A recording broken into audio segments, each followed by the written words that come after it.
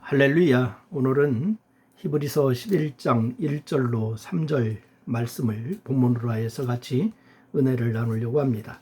히브리서 11장 1절로 3절 말씀을 보면은 제가 봉독해 드리도록 하겠습니다.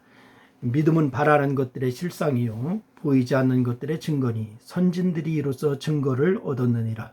믿음으로 모든 세계가 하나님의 말씀으로 지어진 줄을 우리가 아나니 보이는 것은 나타난 것으로 말미암아 된 것이 아니니라.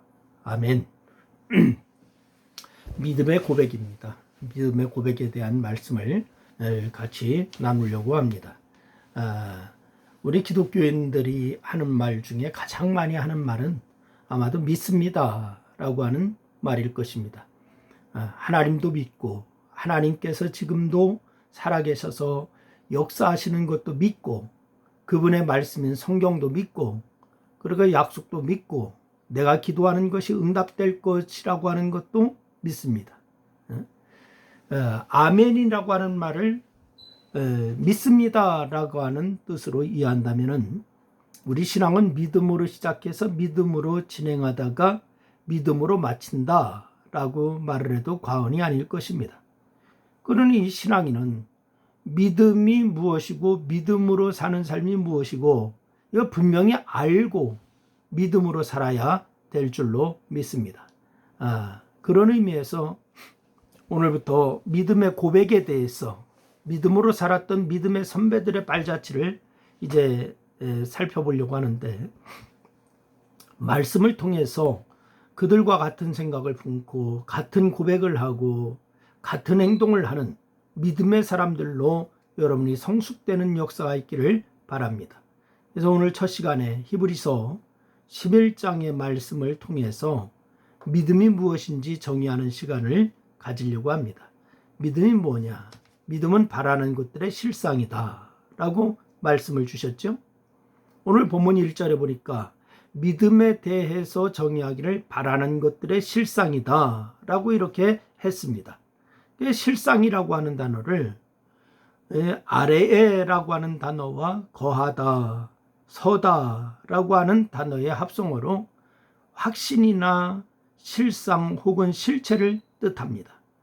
실상. 그래서 결국 바라는 것들의 실상이라고 하는 것은 바로 이 기대하고 소망하는 것들이 객관적 실체로 드러나는 것이라고 확신하는 것을 의미하는 것이죠.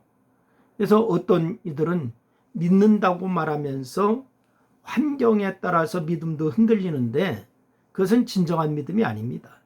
여러분, 믿음이라고 하는 것은 환경에 좌우되지 않습니다. 내 생각에 좌우되지 않습니다. 오직 하나님의 말씀에 약속에 근거하여서 하나님께서 주실 축복을 기대하는 것, 이게 바로 믿음입니다. 사도 바울이 고린도후서 4장 10절 말씀을 통하여서 바울이 이런 말을 해요.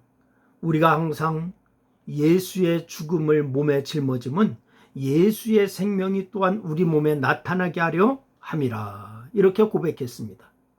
그러니까 예수의 죽음을 몸에 짊어진다라고 하는 말은 예수 그리스도의 죽음과 같은 고난을 육체로 경험하는 것, 이것을 의미하는 거예요. 그래서 예수 그리스도와 복음으로 인해서 사방으로 우겨쌈을 당하고 답답한 일을 당하고 박해를 받고 거꾸리뜸을 당해도 당한다라고 하는 것이잖아요. 그런데 바로 이 말할 수 없는 고난을 당할 줄을 알면서도 기쁨으로 그 고난을 지려고 하는 이유가 무엇이겠습니까? 사람들이 바로 고난 당하는 거 좋아할 사람이 있나요? 어려움 당하는 거 좋아할 사람이 있나요? 없을 거예요.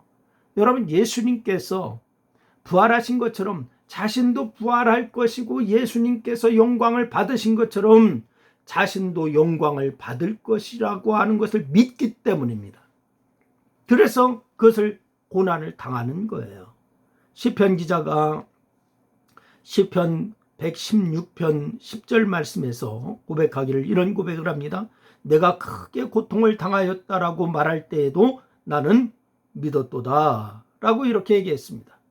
바로 이 바울은 부활과 영광을 확고하게 믿었습니다. 그에게 있어서 부활의 영광은 바라는 것들이고 동시에 흔들리지 않는 그런 실체였습니다. 그러니 절망적인 상황에서도 그리스도의 복음을 증거할 수가 있었던 이유예요. 여러분 모두가 이런 믿음이 있기를 주의 이름으로 부탁을 드립니다. 두 번째는 믿음은 보이지 못하는 것들의 증거다. 보지 못하는 것들의 증거. 이렇게 얘기하고 있지 않습니까? 많은 사람들이 사도 바울처럼 살기를 원한다라고 말하면서도 그렇게 살지를 못하잖아요. 여러분과 제가 그렇게 살고 있지 못합니다. 그 이유가 뭘까요? 바울처럼 보지 못하기 때문에 그렇습니다. 보지 못하기 때문에, 즉 보이지 않는 것들에 대한 확신이 없거나 그것을 상상하고 꿈꾸고 집중하지 않기 때문에 그런 겁니다. 그래서 이 바울은 고린도후서 4장 18절 말씀을 통하여서 분명하게 고백합니다. 우리가 주목하는 것은 보이는 것이 아니요 보이지 않는 것이니 보이는 것은 잠깐이요 보이지 않는 것은 영원함이니라. 이렇게 고백했어요.